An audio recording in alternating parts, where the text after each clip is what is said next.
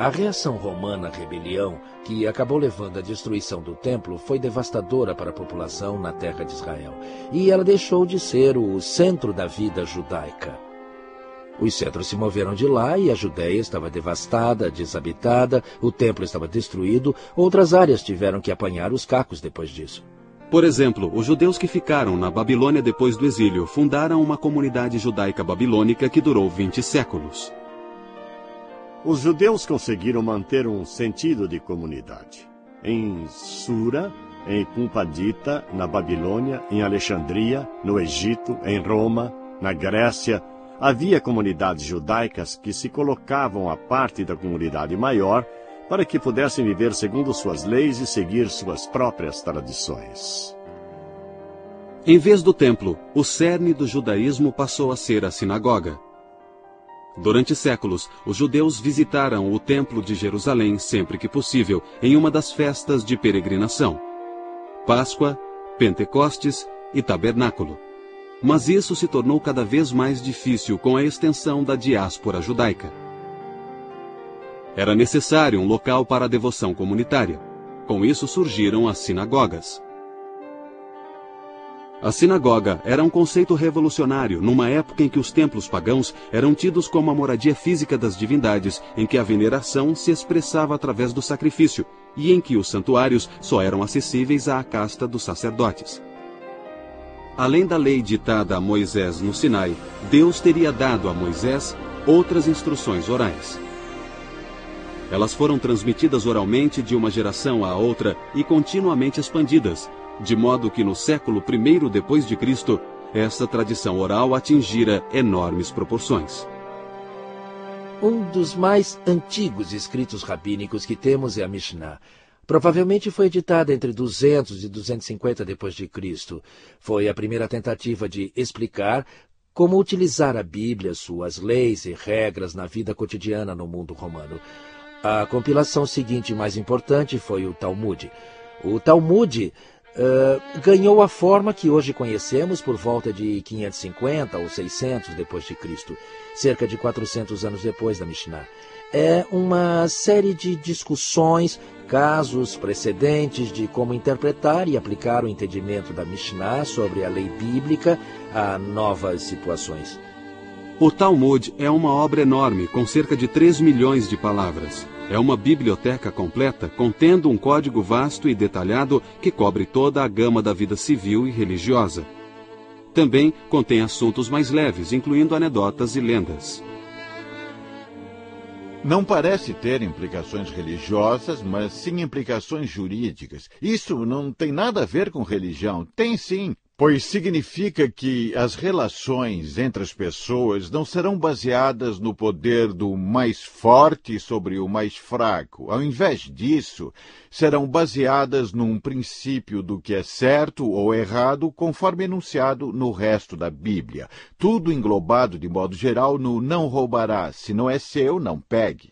Foi através da Torá, do Talmud e do nosso livro de orações que a comunidade judaica, onde quer que tenha existido, conseguiu se manter enquanto comunidade. Nos primeiros séculos depois de Cristo, a dispersão judaica alcançara a Arábia ao sul, a Armênia e a Pérsia ao leste e o Oceano Atlântico a oeste. Os judeus também seguiram no rastro dos exércitos romanos até o norte da Europa, onde formaram novas comunidades. Mas o triunfo do cristianismo foi uma tragédia para os judeus. A ascensão do cristianismo no século IV mudou a situação social e política dos judeus no que restou do Império Romano. Com a queda do Império Romano, a Igreja tornou-se a instituição que sobreviveu e se tornou o governo de facto que substituiu o Império Romano. Os imperadores bizantinos introduziram leis antijudaicas, que foram a base durante séculos de terríveis perseguições. Essas leis visavam isolar e humilhar os judeus e tornar ilegal sua ligação próxima com a sociedade cristã. Com o passar dos séculos, a Igreja criou leis cada vez mais duras contra os judeus. Eles eram marcados como párias e sofreram constantes discriminações. Os judeus eram obrigados a usar trajes ou insígnias especiais. Estavam sujeitos a ataques, expulsões e massacres.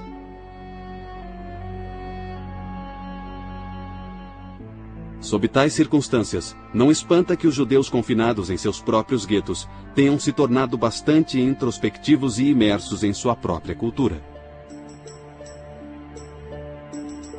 Mas houve exceções em algumas épocas e lugares. Os judeus também participaram do Renascimento italiano com contribuições na ciência, literatura, filosofia, música e até na dança. Porém, de modo geral, a perseguição continuou.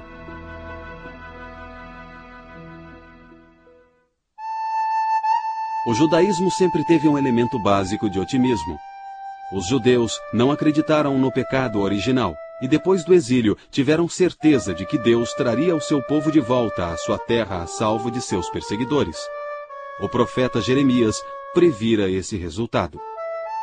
Eu mesmo reunirei o meu rebanho disperso em todas as terras para onde os levaram, e os trarei de volta ao aprisco, e eles darão frutos e se multiplicarão. Por todo esse tempo, o grande ideal da sociedade judaica foi o estudo e o homem culto. O erudito e rabino era o modelo. Os judeus introduziram uma educação universal nos dias do templo, e sempre fizeram seus filhos estudarem, geralmente nas escolas talmúdicas, que floresceram em muitas comunidades.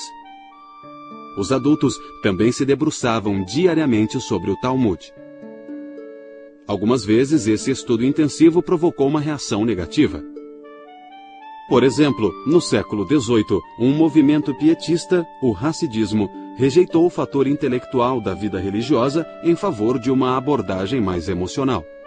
Os Hassidim, liderados por seu fundador, o Baal Shem Tov, o mestre do bom nome, no período medieval, quis trazer de volta ao judaísmo a celebração da vida e a alegria que sempre caracterizou a vida judaica com seus cantos e suas danças com a Torá e o sentimento de realização nessa relação com Deus.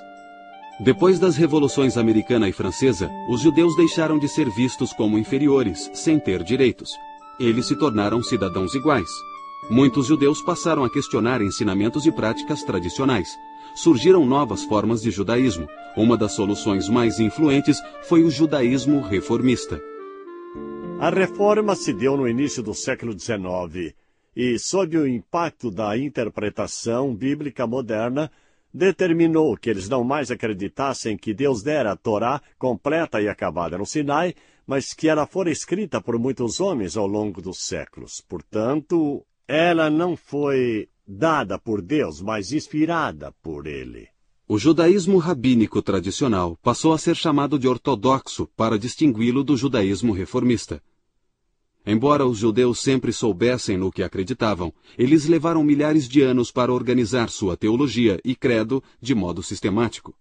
Ao contrário do cristianismo, o judaísmo nunca teve um dogma oficial estipulado pelas autoridades. É verdade que a Bíblia está cheia de enunciados fundamentais do credo judaico, mas eles estão dispersos. A frase mais crucial aparece no Deuteronômio. Shema Yisrael, Hashem Elokeinu, Hashem Echad. Escuta, ó Israel, o Senhor nosso Deus. O Senhor é um só.